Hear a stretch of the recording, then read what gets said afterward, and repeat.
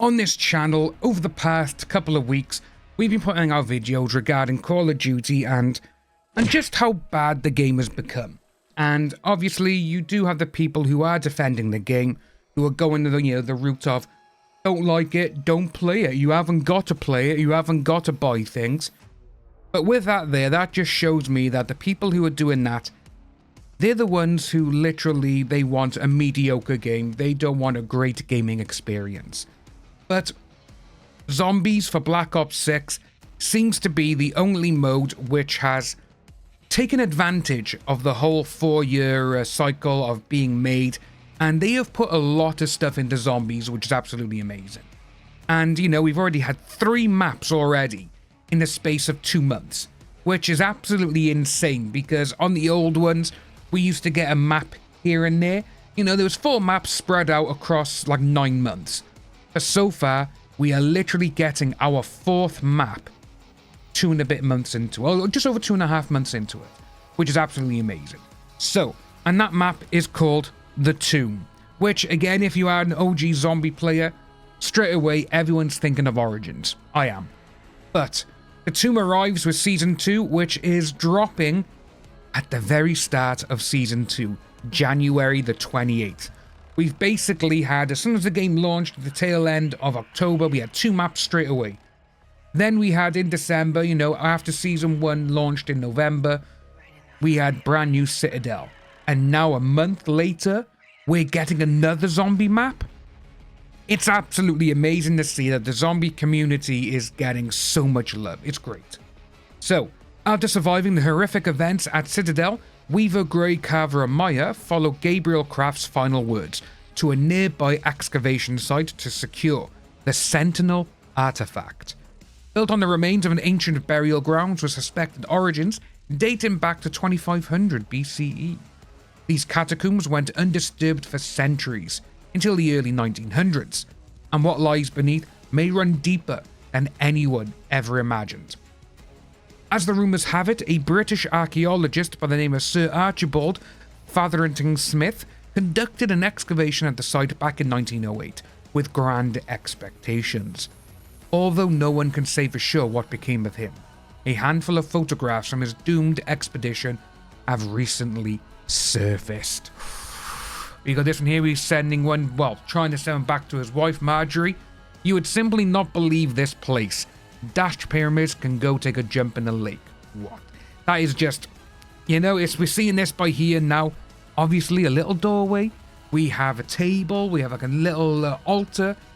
I'm telling you, I'm getting strong Origin vibes straight away because, supposedly we're actually getting a wonder weapon back from the past. And obviously with the way that all of this is being done and how everyone is like, it's Origins. It's Origins, because it is an excavation site, which Origins was. They've crafted the tomb to provide an experience similar to Liberty Falls. By far our most played zombie map in recent years, which is actually quite staggering, to be honest with you. Because I thought a lot of people would be playing, bloody hell. Not Alcatraz Island, but Terminus. I thought people would be playing that a lot more, mostly because, in my eyes, Liberty Falls feels kind of small. It feels more like an Outbreak add-on, but Terminus feels like an OG zombie map. But this is what they're going for, and it's great to see though that so many people are playing the game. But what they've done as well, they've featured tighter play spaces with a focus on replayability. Just like in Liberty Falls, we're delivering plenty of side Easter eggs. That's what I'm looking forward to. And even a reimagined wonder weapon inspired by our past. That's all we'll say about that for now. With that one there, supposedly due to a few other things going around social media and stuff, we're actually getting one of the staffs back from Origins. So fingers crossed. As a reminder, every zombie map in Black Ops 6 is an original location built from the ground up for the mode. But that doesn't mean we can't enjoy a wink and a nod here and there. On that note, we're going for something a little more evocative with our Pack-a-Punch camos this time around. Good, because some of them, Liberty Falls camos for the Pack-a-Punch, I was like that. The Pack-a-Punch scheme on Terminus, I absolutely love. And to be honest with you, I actually think Citadel got it right with a mixture of the two, but I do think Terminus is still number one for them. I'm actually looking forward to seeing what the Papa camos are for this. But one of the big things here is this. What if we told you one of the most iconic SMGs in zombies history was coming along for the ride? Now, straight away, two guns pop into my head. PPSH and the MP40. It's more than likely going to be the MP40 because with the MP40 that is on the wall in Origins and a lot of other zombie games. And to be honest with you, the MP40, just the sound of it, like a kind of thing, it's just a classic sound. But you also got the PPSH, which, well, that was just a ripper and it went through everyone. Such a good SMG. So it's going to be interesting to see which ones come out for that. But then we got another picture from the dashed excavation when he went missing. And as you can see, we'll just bring it down for you so you can see the this sight blithering well doth baffle and amaze. I suppose I shall have to thank Alistair for more than just the contents of his cellar. But yeah, in the middle you can see that there's an altar, which wouldn't surprise me if that's going to be a very key part, because you can see something glowing there as well on the table. So fingers crossed this is going to be absolutely amazing. And just the way there, to me, it looks like something out of Indiana Jones. So hopefully, maybe we get a boulder chasing us. Nah, ain't gonna happen, but that'd be fun. Now, stay tuned for more details, as I got down by there. Next week's blog reveal. So we'll be looking at that as well. The Tomb's official soundtrack. When I saw this yesterday, I actually got quite excited. So, just in time for the new map's release, Treyarch's own metal maestro Kevin Sherwood and the rest of the audio team are hard at work finalising the original soundtrack for The Tomb. Keep an ear out for a full album of insanity at the end of the month. Like many of you, we have fond memories from back in the day when we used to tease the next Zombies map Easter egg song in some pretty fun ways. This time around, you won't need to hit the game over screen for a quick hit of what's waiting for you in The Tomb. Any guesses on who our guest vocalist could be? Now, I'm not going to play this sadly because it will strike the video, but it's actually Trivium. It's Matt from Trivium, the lead singer. I cannot wait. I literally cannot wait. Trivium have been one of the best heavy metal, new metal bands of the last 2.5 decades. They did start off as proper dark and heavy. Then they went into the more, not pop style soundtrack, but they went more like the Metallica route, where it was more commercial. They were singing instead of, like the deep growls they were used to doing.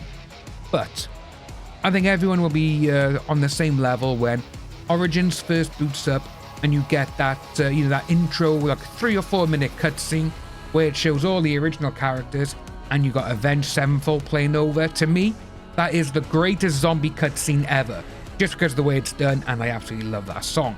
Whenever I see them live and they play that, I just become like a little kid. I'm like, oh my god, zombies, because that's what it is.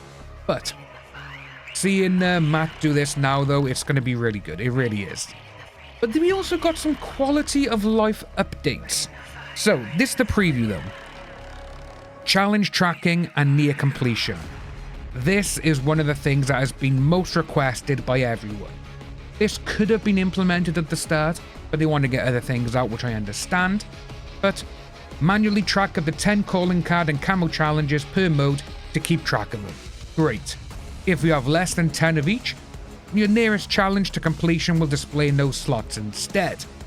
The top tracked or near completion calling card and camo challenge both appear in the lobby, as well as in-game via the options menu. Great. Now we got one by here. Thank God. In matches where everyone's in the same party, now the party leader will be able to pause the game and everyone will just be paused. That has been missing for so long. And as you can see, you now can regroup on strategy or take a quick snack break during the high round. Good. We know this one's been requested since launch and we're excited to get it in with Season 2. AFK loadout recovery. This is also a good one now because I want to know though, is this going to be the same if you get booted and it says, oh, lost connection to host or whatever, and your friends are still in there. That's what I want to know. If it works for this, like if it kicks you when you're AFK, it may do. But yeah, if you're kicked, their loadout, essence, and salvage will be restored after they rejoin that match, which is always good. And you got separate HUD presets now for zombies and multiplayer, which is always a good thing to see as well. Directed mode stats. This is actually really interesting because I saw this and I was like, with directed mode, it's actually helping so many more people get on and complete the story, the actual story quest, move on. They can see their cutscenes instead of going to YouTube to look for a video. But as you can see at the bottom, 90% of players who have played zombies haven't completed a main quest yet, which is kind of interesting because especially when they've had over 480 million hours into Black Ops 6 Zombies. 480 million hours! That's absolutely insane. Yes, yet despite that, total main quest completion rate across both zombie launch maps hadn't cracked 4% before directed mode. Our goal from the start for directed mode was to grow the zombies community by guiding new players through the main quest, with some guardrails in place so they can experience the storyline and hopefully become lifelong zombie fans. Since directed mode went live, our average main quest completion rate has gone from 3.38 on November 14th to 8.2% today. That is good, but still seeing that over 90% of players haven't done a main quest, that's absolutely crazy. But now we're going into the camos and the Pack-a-Punch names, which, again, it's just a bit like, oh, this is how they do it. This is where we get our names from, which is a pretty cool read, to be honest with you. But overall, though, it's just like, right, they're just names, you know? Which is understandable to a lot of people. They may, oh, look at this, amazing. But it's like, just names. You know, nothing amazing. It doesn't add anything special to it. But that's what we got, folks. Let us know down below. Are you looking forward to zombies? You know, Call of Duty is in a tough spot right now.